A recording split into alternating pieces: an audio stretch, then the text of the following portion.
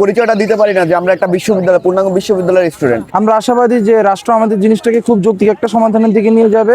নিদ্রাহীন রাত কাটিয়ে আমরা সকাল থেকে এখানে অবস্থান করছি অধ্যাদেশের আশায়। যদি অধ্যাদেশ জারি না করে তাহলে আমরা সকলে মিলে যমুনায় ঘেরাও কর্মসূচি দিব।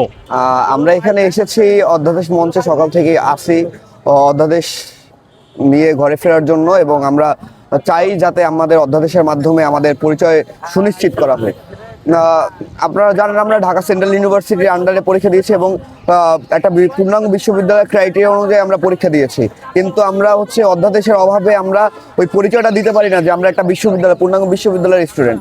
এর জন্যই আমরা অধ্যাদেশ মঞ্চে এসেছি যাতে আমরা আমাদের পরিচয়টা সুনিশ্চিত হতে পারে। অধ্যাদেশ মঞ্চ কেন বা কি, এটা নিয়ে অনেকের মধ্যে প্রশ্ন। আমরা সর্বশেষ শিক্ষা মন্ত্রণালয়ে মানে শিক্ষা সচিব বলেন বা যারা আছে রিলেটেড তাদের সাথে কথা বলেছিলাম। তারা আমাদের জানিয়েছে যে এই বৃহস্পতিবার ক্যাবিনেটে সেটা উঠাবে আর সেটার প্রক্রিয়া তারা চলমান রাখবে অধ্যাদেশ জারি করে।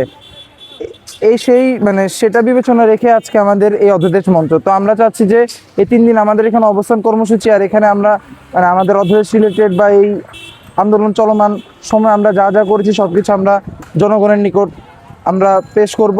আর আমরা এই অধ্যাদেশ সময়কালীন একটা অবস্থান কর্মসূচি বলেন বা ব্লকেট বলেন আমরা করেছিলাম, যেটা জনগণের ভোগান্তি, সেই জনগণের ভোগান্তি যেন না হয় এই জন্য আমাদের অধ্যাদেশ মঞ্চ। আমরা আশাবাদী যে রাষ্ট্র আমাদের জিনিসটাকে খুব যৌক্তিক একটা সমাধানের দিকে নিয়ে যাবে এবং খুব দ্রুতই বৃহস্পতিবার ক্যাবিনেটে যেটা উঠবে সেটার আইন জারি করে রাষ্ট্রপতি কর্তৃক অধ্যাদেশ জারি করে দেবে চূড়ান্তভাবে।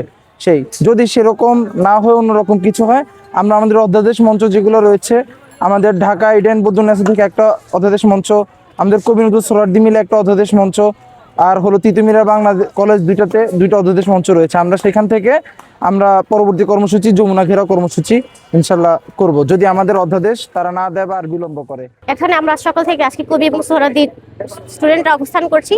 আমাদের এখানে অধ্যাদেশ মঞ্চ, ভ্রাম্যমাণ অধ্যাদেশ মঞ্চে আছে। সকাল থেকে আমরা অবস্থান করছি। আমরা যেভাবে পারছি, খেয়ে না খেয়ে নিদ্রাহীন রাত কাটিয়ে আমরা সকাল থেকে এখানে অবস্থান করছি অধ্যাদেশের আশায়। খুব শীঘ্রই আমরা যে আমাদের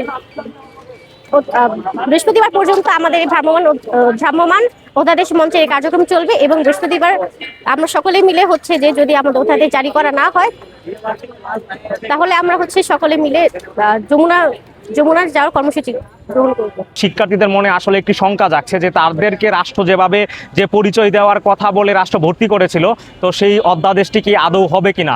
আমরা গত পরশুদিন রাষ্ট্রের সচিবালয়ে গিয়েছিলাম। সচিবালয়ে যাওয়ার পর আমরা মাননীয় সচিব মহোদয়ের সাথে কথা বলেছিলাম। সচিব মহোদয় আমাদেরকে বলেছেন যে আগামী বৃহস্পতিবারের মধ্যে ঢাকা সেন্ট্রাল ইউনিভার্সিটি নামে অধ্যাদেশ জারি করবে সরকার। তবে আমরা দেখতে পাই বিগত সময়েও বারংবার আমাদেরকে অধ্যাদেশ জারি করব বা করছি বলে কালক্ষেপণ করে আসছিল। সেই কারণে রাজধানীর ঐতিহ্যবাহী 7টি কলেজের সামনে শিক্ষার্থীরা অধ্যাদেশ মঞ্চ তৈরি করেছে। সেই অধ্যাদেশ মঞ্চে তাদের যে দীর্ঘদিনের যে নিপরিত শিক্ষা জীবন এবং তাদের যে স্বপ্নের বিশ্ববিদ্যালয়ের যে কীরকমভাবে চায় সেই কথাগুলো বলছে। বিগত সময়ে আমরা জনদুর্ভোগ সৃষ্টি হয়ে এরকম কর্মসূচি দিয়েছিলাম যাতে করে রাষ্ট্র আমাদের কথা কর্ণপাত করে এবং দ্রুত আমাদের দাবিটি মেনে নেয়। তো আমরা জনদুর্ভোগের বিষয়টি আমলে নিয়ে আমরা এখন জনদুর্ভোগ এড়িয়ে 7টি ক্যাম্পাসের সামনে অধ্যাদেশ মঞ্চ তৈরি করেছি। এরকমভাবে কবি নজরুল সরকারি কলেজ এবং সরকারি শহীদ সোহরাওয়ার্দী কলেজ এখানে অধ্যাদেশ মঞ্চ তৈরি করেছে। এখান থেকে আমরা রাষ্ট্রের দেওয়া কথা মতো বৃহস্পতিবার অবধি অপেক্ষা করব। রাষ্ট্র যদি বৃহস্পতিবারে আমাদের অধ্যাদেশ জারি করে তাহলে সকল শিক্ষার্থী মিলে আনন্দ মিছিল করবো, আর যদি অধ্যাদেশ জারি না করে তাহলে আমরা সকলে মিলে যমুনায় ঘেরাও কর্মসূচি দিব।